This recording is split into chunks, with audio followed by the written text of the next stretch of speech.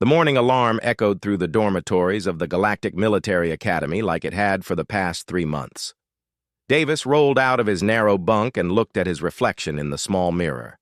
Dark circles under his eyes told the story of another sleepless night spent studying combat manuals that made no sense for human physiology. Today would mark his 15th consecutive failure in basic combat training. The other recruits had stopped trying to help him weeks ago. Even the sympathetic ones just shook their heads when they saw him approaching the training grounds. Davis had become the Academy's most famous failure, and everyone knew it. The training facility buzzed with activity as dozens of alien species practiced their natural combat abilities. The Rigelian recruits moved like liquid metal, their bodies shifting and flowing around obstacles. The Centauri warriors practiced with weapons that weighed more than Davis's entire body. Even the peaceful Altarian healers could demonstrate defensive techniques that would crush a human in seconds. Davis picked up his training weapon, a standard plasma rifle designed for species with 4 arms and enhanced strength. The weapon felt awkward and heavy in his two-handed grip. He aimed at the closest target, a simple circular mark 50 meters away. The shot went wide, missing by at least 10 meters. The next shot was worse. Instructor Vorth approached with his characteristic clicking gait. His species, the Kethri, stood nearly 3 meters tall with 4 powerful arms and compound eyes that could see in multiple spectrums simultaneously. Vorth had trained thousands of soldiers from hundreds of different worlds. He had never encountered a species as militarily hopeless as humans. "Recruit Davis." Vorth's voice carried the clicking undertones of his native language. "Perhaps we should discuss alternative career paths. The Academy has excellent administrative programs." The other recruits stopped their training to watch. Some looked sympathetic. Others seemed relieved that someone was finally addressing the obvious problem. Davis set down his weapon and faced his instructor. "I appreciate the suggestion, sir, but I was hoping to attempt the survival course before making that decision." A ripple of clicking laughter spread through the Kethri observers. The survival course was the Academy's final examination, a week-long exercise where students were hunted through wilderness terrain by their instructors. It tested every combat skill, survival instinct, and tactical ability a soldier might need. In real warfare, no human had ever attempted the survival course. Most species barely lasted 3 days against trained Kethri hunters. The instructors used every biological advantage their evolution had provided: enhanced senses, natural weapons, perfect stealth capabilities, and hunting instincts refined over millions of years. Vorth's compound eyes studied Davis with something approaching curiosity. In all his years of training soldiers, he had never encountered such determination paired with such obvious incompetence. The human couldn't hit targets, couldn't perform basic combat maneuvers, and couldn't even properly hold most military equipment designed for multi-limbed species. "You understand what the survival course entails?" Vorth asked. 1 week in wilderness terrain. You carry basic survival equipment. I hunt you using every advantage my species possesses. The exercise ends when I achieve a theoretical kill, or when you surrender by activating your emergency beacon. Davis nodded. "I understand the parameters, sir." "I have conducted this exercise 437 times over my career," Vorth continued. "I have never failed to capture a student within 5 days. Most surrenders occur within the first 48 hours. The training facility had grown quiet. Other instructors moved closer to hear the conversation. Word was spreading quickly that the Academy's most hopeless recruit was requesting permission to face their most experienced hunter in the survival course. "My species has been perfecting the art of the hunt for over 10,000 years, Vorth explained. "We can see heat signatures through solid matter. We can hear heartbeats from considerable distances. Our natural stealth capabilities make us virtually invisible in wilderness environments. We are apex predators. Recruit Davis." "What possible advantage could your species offer against such capabilities?" Davis considered the question seriously. He had spent months studying the combat capabilities of various species, trying to understand why humans seemed so poorly suited for military service. Every other race possessed some natural advantage: enhanced senses, superior strength, specialized combat appendages, or evolved hunting instincts. Humans appeared to be evolutionary failures by comparison. "I honestly don't know, sir," Davis admitted, "but I would like the opportunity to find out." Vorth's mandibles spread in what might have been amusement. The human's honesty was refreshing, after dealing with so many overconfident recruits who claimed abilities they didn't possess. At least Davis understood his own limitations, even if he refused to accept them. "Very well," Vorth decided, "but I will personally conduct your survival exercise. Consider it a learning experience for both of us. Perhaps I can finally understand what evolutionary niche your species might fill in galactic military structure." The other instructors clicked approvingly. Watching Vorth hunt the hopeless human would provide entertainment and valuable training data. They could study how quickly an untrained, physically inferior species would break under pressure from a master predator. Davis spent the next week preparing for the survival course. He studied topographical maps of the forest moon, where the exercise would take place. He read everything he could find about Kethri hunting behaviors, sensory capabilities, and tactical preferences. He practiced with the basic survival equipment he would be allowed to carry: a simple knife, water purification tablets, 3 days of emergency rations, and the emergency beacon that would signal his surrender. The other recruits watched his preparations with mixtures of curiosity and pity. Some offered advice based on their own species' survival instincts, but most of their suggestions were useless for human physiology.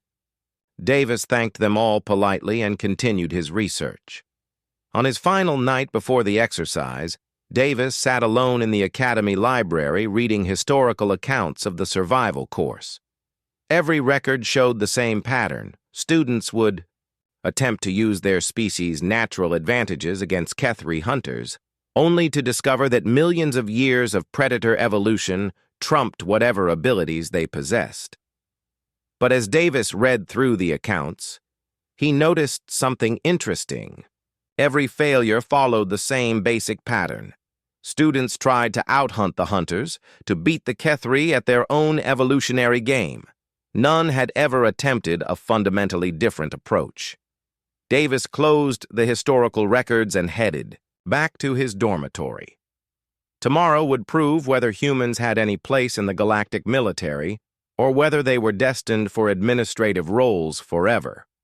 Either way, he intended to find out exactly what his species was truly capable of when everything was on the line. The transport shuttle descended through the atmosphere of Cathara, the forest moon that served as the Academy's ultimate testing ground.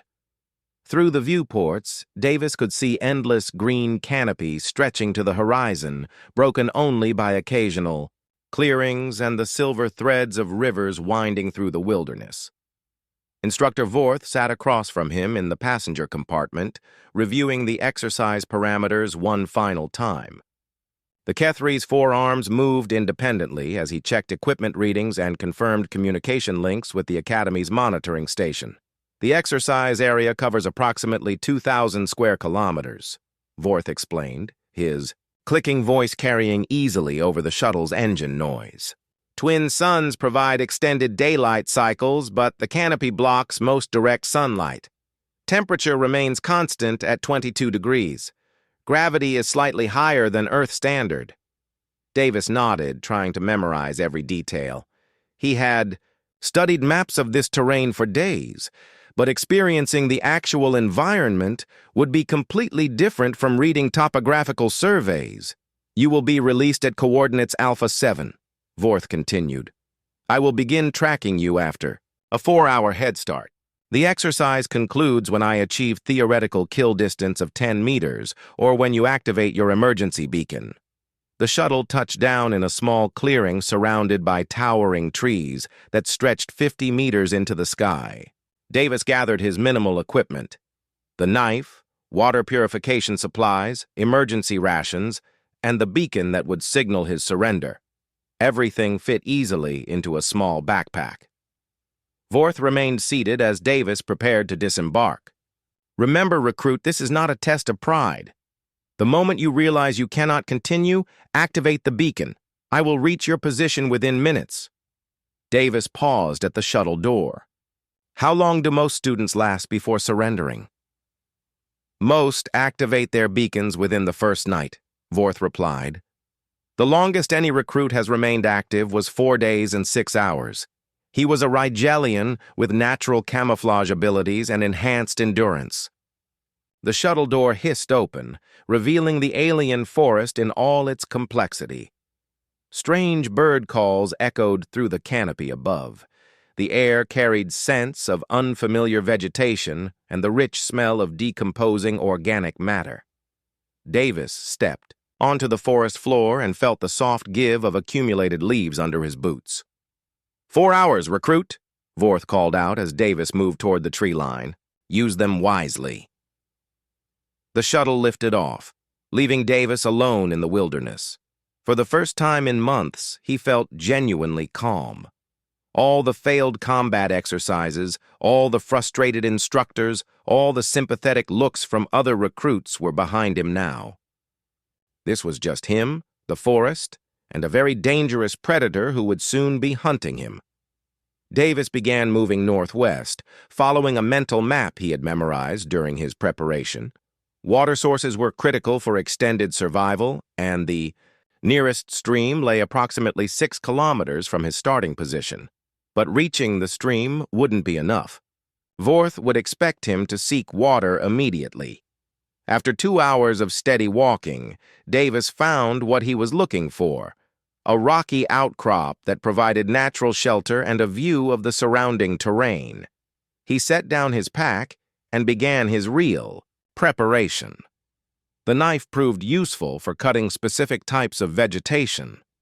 Davis selected straight branches, flexible vines, and particular types of leaves that would serve his purposes. He worked methodically, testing the strength and flexibility of each material before adding it to his collection.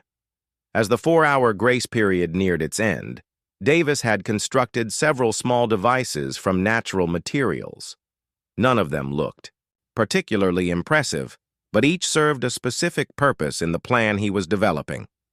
Meanwhile, at the Academy monitoring station, Vorth studied thermal imaging displays that showed Davis's heat signature moving through the forest. The human's initial movement pattern seemed logical, heading toward water, seeking shelter, avoiding open areas where he might be spotted easily. Textbook survival behavior, Vorth noted to the other instructors who had gathered to observe. The human understands basic wilderness protocols. He may last longer than expected simply by following proper survival procedures. But as Vorth prepared to begin the hunt, he noticed something unexpected in the data readings.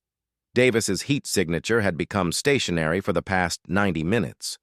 Most students spent their grace period covering as much ground as possible, trying to create maximum distance between themselves and their starting position.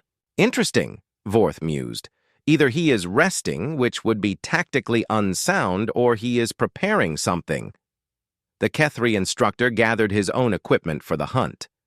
Unlike Davis's minimal supplies, Vorth carried advanced tracking devices, thermal imaging sensors, and communication equipment that would keep him connected to the monitoring station. His natural abilities were supplemented by technology that made him a nearly perfect predator. At exactly 4 hours after Davis's release, Vorth began the hunt. His enhanced senses immediately detected traces of Davis's passage through the forest. Broken twigs, disturbed soil, and residual heat signatures created a clear trail that would be easy to follow. Vorth's compound eyes could see details that would be invisible to most species, and his hearing could detect sounds that carried for kilometers through the forest. The trail led northwest, just as thermal imaging had indicated. Vorth moved through the forest with practiced silence, his body naturally adapting to avoid detection. His species had evolved as ambush predators, capable of remaining completely motionless for hours before striking with devastating speed and precision. After 3 hours of tracking, Vorth reached the rocky outcrop where Davis had stopped. Clear. Signs showed that the human had spent considerable time in this location, but thermal readings indicated he had moved on approximately 2 hours earlier. Vorth studied the area more carefully.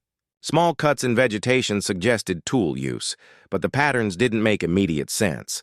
Davis had been busy during his time here, but the purpose of his activities wasn't clear from the physical evidence. The trail continued northwest toward the water source, but something felt different about the tracking now. Davis's movement pattern had changed subtly. Where his earlier path showed the hesitant, careful progress of someone unfamiliar with the terrain, his more recent trail demonstrated increased confidence and purposeful direction changes. Curious, Vorth muttered, examining a set of footprints. That showed Davis had deliberately stepped on a fallen log rather than going around it. He is learning to use the terrain more effectively. As darkness began to fall across the forest moon, Vorth realized that Davis had covered more ground than expected. The human was maintaining a pace that should have been exhausting for his species, yet thermal readings showed no signs of fatigue or distress. Vorth settled into a comfortable position for the night. His species could see clearly in darkness, giving him a significant advantage during nighttime hours. Most prey species became vulnerable after dark, their movement patterns betraying their locations to predators with superior night vision. But as Vorth prepared for the night hunt, he discovered something that made him pause. Davis's heat signature had vanished from thermal imaging completely. Not moved out of range, not hidden behind shelter, but simply disappeared as if he had never existed. Impossible. Vorth clicked quietly to himself. No organism simply disappears. The hunt was about to become far more interesting than anyone at the Academy had anticipated. Dawn on the forest moon brought new challenges that Vorth had never encountered in 4 centuries of conducting survival exercises. His thermal sensors showed no trace of Davis anywhere within scanning range. His enhanced hearing detected no human heartbeat, no breathing patterns, no movement through vegetation that might indicate his quarry's location. For the first time in his career as a hunter, Vorth was completely blind to his prey's whereabouts. He spent the early morning hours expanding his search pattern, moving in careful spirals outward from Davis's last known position. His compound eyes examined every detail of the forest floor, looking for signs of passage that his electronic sensors might have missed. Broken twigs, disturbed leaves, partial footprints in soft soil, anything that might indicate which direction the human had traveled. What he found instead was far more disturbing. Near a cluster of dense undergrowth, Vorth's foot pressed down on what felt like solid ground. The surface gave way immediately, revealing a carefully constructed pit approximately 2 meters deep. Sharpened stakes lined the bottom, angled upward at precisely the right height to catch someone of Kethri proportions. Only his enhanced reflexes and natural agility saved Vorth from serious injury. He leaped backward, landing in a crouch as he studied the trap with growing amazement. The construction was remarkably sophisticated, despite using only natural materials. The covering had been woven from local vegetation in a pattern that perfectly matched the surrounding forest floor. The stakes were cut from hardwood branches and sharpened to deadly points using what must have been Davis's simple knife. Most impressive was the placement. Positioned exactly where someone tracking Davis's original path would naturally step. Impossible, Vorth muttered, examining the trap more closely. The human has been here less than 20 hours. This level of construction should require days of work, but the trap revealed something far more concerning than Davis's construction abilities. Its placement demonstrated an understanding of Kethri behavior that shouldn't have been possible. How could the human know that his species would instinctively follow scent trails in specific patterns? How could he predict exactly where a Kethri tracker would place his feet while pursuing prey through unfamiliar terrain? Vorth activated his communication link to the Academy monitoring station. Control, this is Instructor Vorth. Are you maintaining sensor contact with the human subject? Negative, sir, came the reply. All tracking signals went dark approximately 8 hours ago. We assumed he was sheltering in a location that blocked transmissions. The subject has constructed sophisticated traps using only natural materials, Vorth reported. Be advised that this exercise may continue longer than anticipated. Vorth studied the forest around the pit trap with new respect for his opponent. If Davis could construct one trap, there were likely others. The human was thinking several moves ahead, anticipating not just where Vorth would track him, but how the Kethri mind would respond to specific situations. Moving more carefully now, Vorth began following what appeared to be Davis's trail away from the trap site. Within 50 meters, he found the second trap. This one was simpler but equally effective.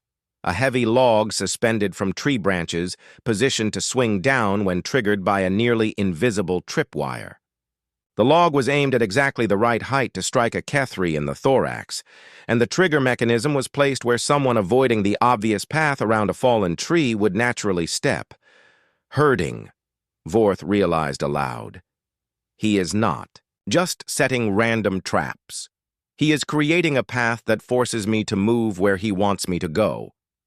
The third trap confirmed Vorth's suspicions. A carefully balanced boulder held in place by a complex arrangement of branches and vines, positioned to fall when someone pushed through a seemingly natural gap in the vegetation.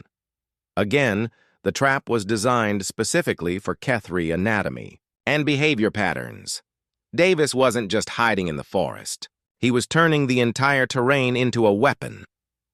As Vorth worked his way through the increasingly complex maze of traps, he began to understand the true nature of his opponent's strategy.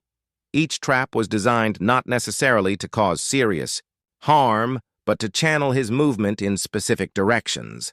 The human was controlling the hunt, forcing Vorth to follow predetermined paths through the wilderness. By midday, Vorth had encountered 12 separate traps. Some were obvious once he knew what to look for: deadfalls, snares, pits covered with vegetation.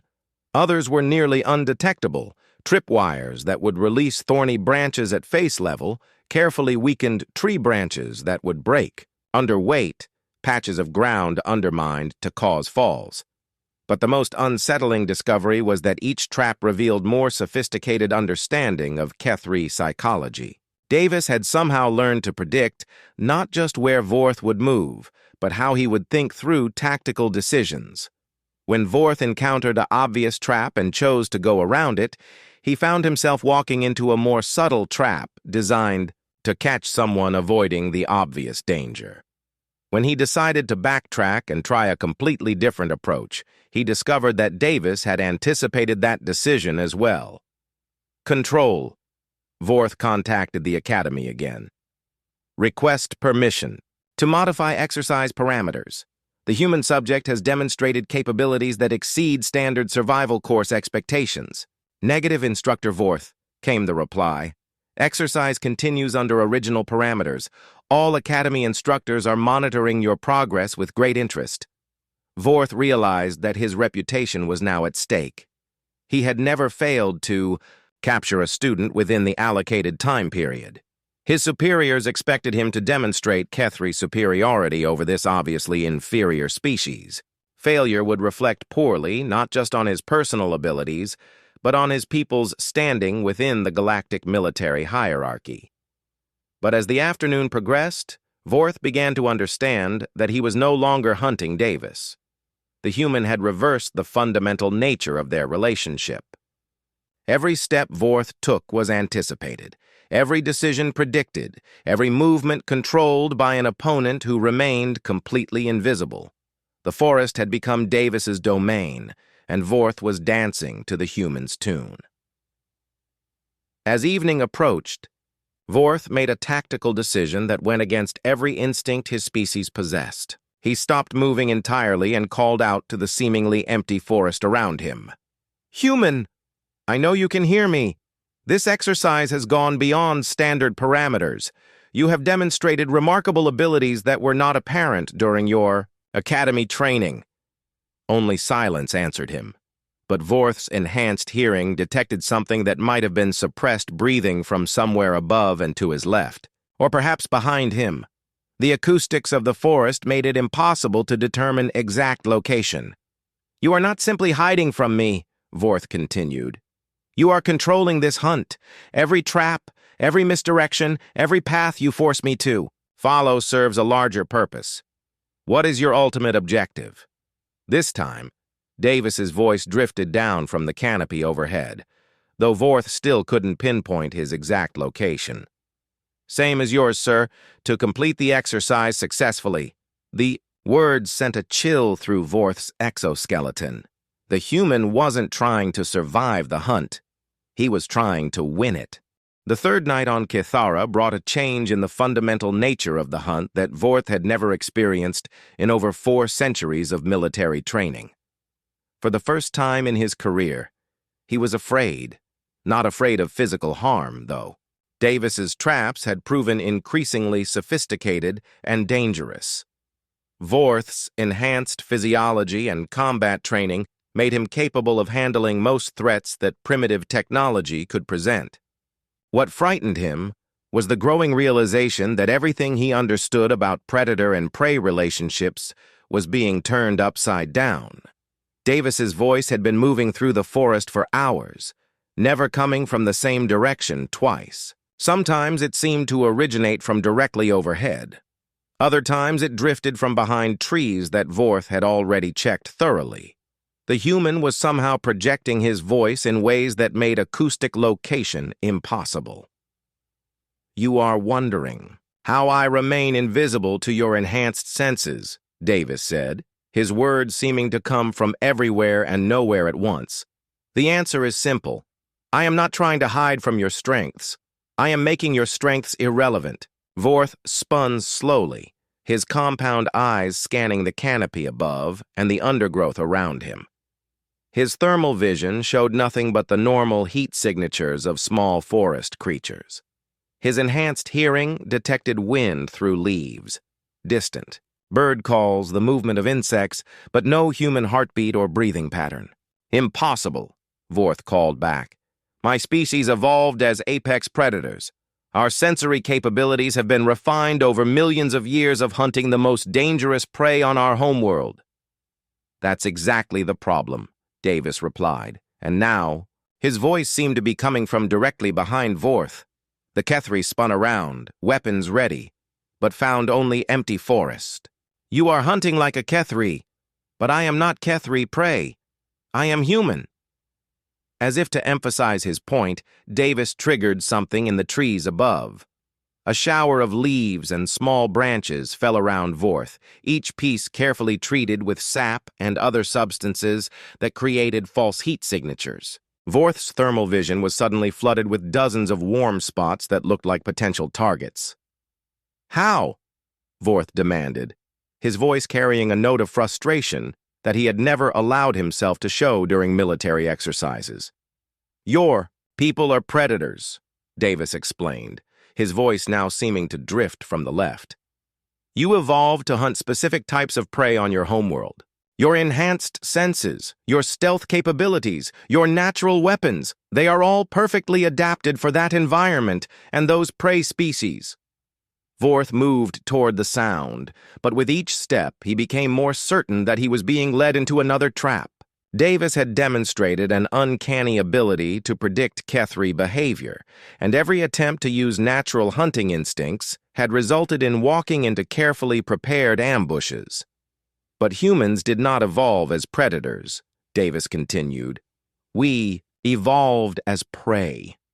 For most of our species' history, we were food for creatures that were bigger, faster, stronger, and better armed than we were." A chill ran through Vorth's exoskeleton as he began to understand the implications of Davis's words. If humans had evolved as prey species, then their survival strategies would be completely different from predator tactics. They would think in ways that predator psychology could not easily anticipate. "Every creature on Earth was our superior in direct confrontation," Davis explained. "So we learned not to confront them directly. We learned to think ahead, to use tools, to turn the environment itself against our enemies. We learned to make our weaknesses irrelevant by changing the rules of engagement. Vorth stopped moving entirely. For the first time, he was beginning to understand why Davis had failed so spectacularly at every conventional military exercise. The Academy's training programs were designed for predator species, built around the assumption that students would use enhanced physical capabilities to overcome challenges through direct confrontation. But Davis was not trying to out-hunt the hunter. He was changing hunting into something else entirely. "You cannot see me because I am not hiding from your thermal vision," Davis said, his voice now seeming to come from directly in front of Vorth. "I am controlling what your thermal vision sees." As if to demonstrate, the false heat signatures around Vorth began moving in coordinated patterns. Each treated leaf and branch was suspended from nearly invisible threads, creating the illusion of multiple warm bodies moving through the forest. Vorth's enhanced senses were not being blocked. They were being fed false information. "You cannot hear my heartbeat, because I am not trying to quiet my heartbeat," Davis continued. "I am masking it with other sounds." Vorth strained his enhanced hearing and realized that what he had assumed were natural forest sounds contained subtle rhythmic patterns. Davis had somehow created acoustic camouflage that made his biological functions indistinguishable from environmental noise. "Your species hunts by using superior capabilities to overpower prey," Davis observed. "But what happens when your prey refuses to be overpowered? What happens when your prey changes the fundamental nature of the engagement?" Before Vorth could respond, he felt something wrap around his legs. Looking down, he saw that he had walked into a carefully concealed snare that was already tightening around his lower limbs. But this was not like the other traps he had encountered. This one was designed not to injure, but to immobilize. As Vorth struggled with the snare, something dropped from the canopy above. A weighted net fell with perfect timing, its edges wrapping around his forearms and pinning them against his torso. The construction was remarkable, light enough to be undetectable until the moment of deployment, but strong enough to restrain even Kethri's strength. Davis finally revealed himself, emerging from a hiding place so cleverly constructed that he had been invisible despite being less than 10 meters away. His camouflage was not advanced technology, but a masterpiece of applied deception using only natural materials. "How long have you been there?" Vorth asked, his voice filled with amazement rather than anger. "Since yesterday afternoon," Davis replied, beginning to work on the restraints that held his instructor. "I have been watching you work through my trap sequences, learning your decision patterns, waiting for the right moment to complete the exercise." Vorth studied the hide that had concealed Davis so effectively. It was constructed from local vegetation, animal fur, and mud, but arranged with an understanding of Kethri visual perception that should have been impossible for an alien species to acquire. "You spent 2 days studying my behavior," Vorth realized. "Every trap, every misdirection, every false trail was designed to teach you how I think." Davis nodded as he freed Vorth from the net. "That's what humans do when we face superior opponents. We learn their patterns, understand their psychology, and find ways to turn their advantages against them." As Vorth regained his mobility, he looked at his human student with entirely new respect. Davis had not just survived the survival course, he had revolutionized it, demonstrating capabilities that would force the entire galactic military to reconsider their assumptions about human potential. The exercise parameters specified that I achieved theoretical kill distance of 10 meters, Vorth noted. "You have clearly achieved that objective against me." Davis shrugged modestly. "I had some advantages you did not expect, sir. Time to prepare. Detailed study of Kethri behavior patterns, and the element of surprise." But Vorth understood that Davis's success represented something far more significant than individual cleverness or preparation. The human had demonstrated an entirely different approach to military thinking that could change warfare throughout the galaxy. The Academy conference room had never hosted a gathering quite like this one. Representatives from dozens of species filled the amphitheater-style seating, their various forms creating a rainbow of alien physiology united by one common purpose: understanding how a supposedly inferior species had revolutionized military thinking in the span of a single week. Davis sat at a small table in the center of the room, looking remarkably calm for someone who had just turned the galaxy's most prestigious military institution upside down. Instructor Vorth stood beside him, his forearms gesturing as he explained the implications of what they had witnessed during the survival exercise. "The fundamental assumptions underlying our military training are flawed," Vorth announced to the assembled faculty. "We have been preparing soldiers to use their species' natural advantages in direct confrontation with enemies who possess similar advantages. But the human has demonstrated a completely different approach to warfare." Admiral Corson, the Academy's Rigelian commandant, leaned forward in his chair. His species had founded the Galactic Military Alliance based on the principle that superior beings should use their natural gifts to protect weaker civilizations. The idea that one of those weaker civilizations might have military potential that exceeded their own was deeply troubling. "Explain," Corson commanded, his metallic voice carrying the authority of someone accustomed to immediate obedience. Davis stood up, addressing the assembled faculty with the same quiet confidence he had shown throughout his academy training. "Every species in this room evolved specific advantages that make you superior warriors in direct combat: enhanced strength, improved senses, natural weapons, specialized defense mechanisms. Your military training builds on these advantages, teaching you to use them more effectively." He gestured toward the holographic display that showed tactical analyses from his survival exercise. "But humans evolved differently. We were prey species for most of our evolutionary history. We survived not by becoming better predators, but by becoming impossible to predict." A Centauri instructor clicked disapprovingly. "Prey species do not belong in military organizations. Protection should be left to those naturally suited for warfare." "That assumption is exactly why your current military doctrine has significant weaknesses," Davis replied calmly. "You train predators to fight other predators. But what happens when you encounter an enemy who refuses to engage in predator behavior?" Davis activated the holographic display, showing detailed analyses of his trap systems from the survival exercise.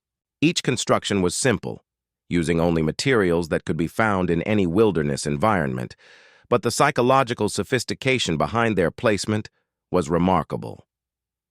"I knew I could not outfight, outrun, or outsense Instructor Vorth," Davis explained. "So instead of trying to compete with his advantages, I made those advantages work against him. Every trap was positioned where Kethri hunting instincts would naturally lead him. Every false trail played on predator psychology." The display showed Vorth's movement patterns throughout the exercise, overlaid with predictions that Davis had made about Kethri behavior. The accuracy was stunning. Davis had anticipated his instructor's decisions with over 90% reliability. "How is such prediction possible?" Admiral Corson demanded. "You had no previous experience with Kethri psychology. I spent 3 months failing every combat exercise at this academy," Davis replied. "But during those failures, I was studying all of you, learning how different species think, what drives your tactical decisions, where your natural instincts create predictable patterns." Vorth stepped forward to support his student's explanation. "The human was not failing our combat exercises due to incompetence. He was gathering intelligence about our psychological vulnerabilities." A murmur of unease rippled through the assembled faculty. The idea that their most hopeless student had been conducting psychological warfare against them without their knowledge was deeply unsettling. Davis continued his presentation, showing how human military doctrine could complement existing galactic forces. Traditional military thinking focuses on using superior capabilities to overcome opposition through direct confrontation. Human military thinking focuses on making direct confrontation impossible for the enemy. The holographic display showed theoretical battle scenarios where human tactics were integrated with conventional galactic military forces. The results were remarkable. Engagement effectiveness increased by over 300% when human. Psychological warfare was combined with alien physical superiority. "We do not replace your natural advantages," Davis explained. "We multiply them by changing the psychological framework within which battles are fought. We turn every enemy strength into a weakness, every advantage into a vulnerability." Admiral Corson studied the tactical projections with growing amazement. His species had been fighting the same types of wars for thousands of years, always assuming that superior firepower and physical capabilities would determine victory. The human approach offered possibilities that Rigelian military doctrine had never considered. "You are proposing that humans serve as tactical advisors rather than frontline combatants," Corson observed. "I am proposing that humans think about warfare differently than predator species," Davis corrected.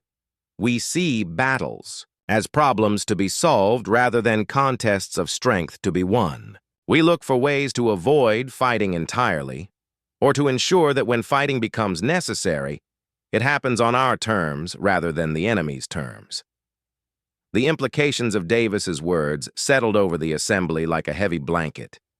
For centuries, galactic military doctrine had been built on the assumption that the strongest, fastest, and most naturally gifted species should lead military operations. The idea that strategic thinking might be more valuable than physical superiority challenged everything they believed about warfare. Instructor Thane, a massive draconian whose species had served as shock troops for the Galactic Alliance, raised one of his heavily armored hands. "You speak of avoiding direct confrontation, but war requires warriors willing to face death in battle. How does your species contribute to actual combat situations?" Davis nodded respectfully toward the imposing instructor. "Humans are willing to face death, sir, but we prefer to arrange things so that our enemies face death instead. We call it fighting smarter, not harder."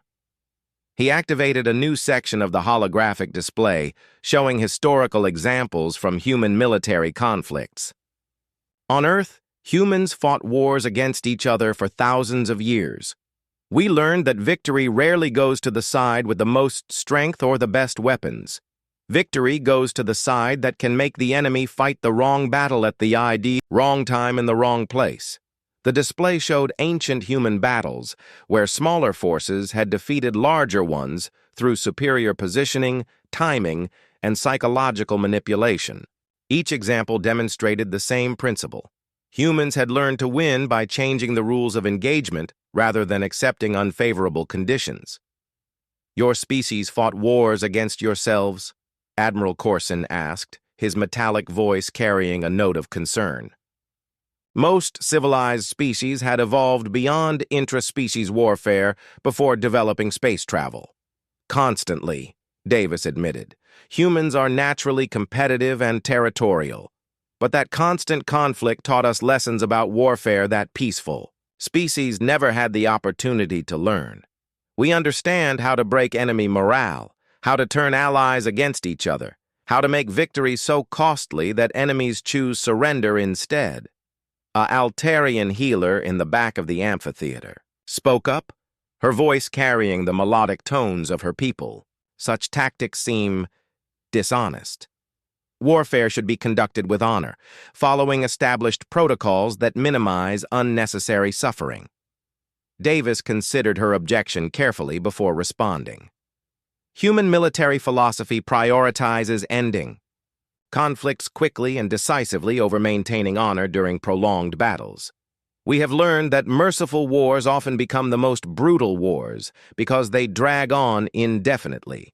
Sometimes the most humane approach is to make victory so swift and overwhelming that enemies have no choice but to surrender immediately. The holographic display showed theoretical scenarios where human psychological tactics could end conflicts before they escalated to large-scale violence. Enemy forces became demoralized and surrendered when they realized that their strategic positions had been compromised beyond any possibility of recovery. Vorth stepped forward again, addressing his fellow instructors directly. I have observed human tactical thinking firsthand. Davis did not defeat me through superior physical capabilities or advanced technology. He defeated me by understanding how my mind works better than I understand it myself. That level of psychological sophistication represents a military asset that could revolutionize our entire approach to conflict resolution. Admiral Corson stood up, his towering Rigelian form dominating the center of the amphitheater. Very well. The Academy will implement immediate changes to our training protocols. Human tactical methodology will be integrated into our standard curriculum. All students, regardless of species, will learn both conventional combat techniques and human psychological warfare principles. He turned to address Davis directly. Recruit Davis, you are hereby promoted to the rank of Tactical Instructor with authority to redesign our strategic planning courses. Your first assignment will be to train our existing faculty in human military thinking. Davis felt a mixture of pride and responsibility settle on his shoulders. 3 months ago, he had been the Academy's most hopeless failure. Now he was being asked to teach military strategy to some of the galaxy's most experienced warriors. I accept the assignment, sir, Davis replied. But I would like to suggest one modification to the training program. Speak, Admiral Corson commanded. Human tactical thinking works best when integrated with the natural advantages that other species possess, Davis explained. Rather than replacing existing training methods, we should combine them. Teach Kethri hunters to use their enhanced senses in ways that enemy psychology cannot predict. Teach Draconian shock troops to use their imposing presence for psychological intimidation, rather than just physical destruction. Teach Rigelian commanders to use their strategic thinking abilities to manipulate enemy decision-making processes. The assembled faculty began clicking, humming, and vocalizing approval in their various species ways. Davis's proposal offered a path forward that enhanced existing capabilities rather than replacing them entirely. The galaxy faces new threats that may require new approaches to warfare, Admiral Corson announced. If human thinking can help us prepare for unknown challenges, then humans have earned their place in our military alliance. As the assembly dispersed, Vorth approached Davis with something that might have been pride in his compound eyes. You have exceeded every expectation, Instructor Davis. But I have one question that troubles me. Yes, sir? During our survival exercise, you demonstrated the ability to predict my behavior with remarkable accuracy. But how can you be certain that enemy species will be equally predictable? Davis smiled, the expression carrying a hint of the confidence he had shown throughout the survival course. Because every species that becomes intelligent enough for space travel must solve similar problems. They develop similar logical thinking patterns, similar strategic approaches, similar psychological responses to stress and uncertainty. Predator or prey, we all evolved on planets with similar physical laws. He gestured toward the holographic displays that still showed tactical analyses from their exercise. The specific details change from species to species, but the underlying patterns remain consistent. Once you understand how intelligent minds work under pressure, you can predict behavior regardless of what that mind happens to be housed in. Vorth realized that Davis was not just talking about military applications. Human psychological understanding could revolutionize diplomacy, trade negotiations, and every other aspect of galactic civilization that involved predicting how different species would respond to various situations. Your species may be the most strategically valuable addition to our alliance in recorded history, Vorth observed. Davis nodded thoughtfully. We humans have always been good at surviving situations that should have killed us. Now we finally have the chance to help others survive those same situations.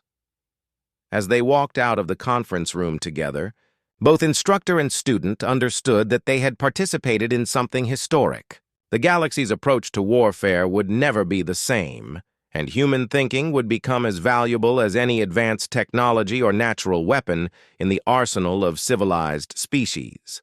The survival course would be redesigned, and future graduates would learn not just how to use their species' natural advantages, but how to think like humans when those advantages were not enough. The most feared warriors in the galaxy would be those who could combine alien capabilities with human cunning. The universe had just become a much more dangerous place for anyone foolish enough to threaten the Galactic Alliance.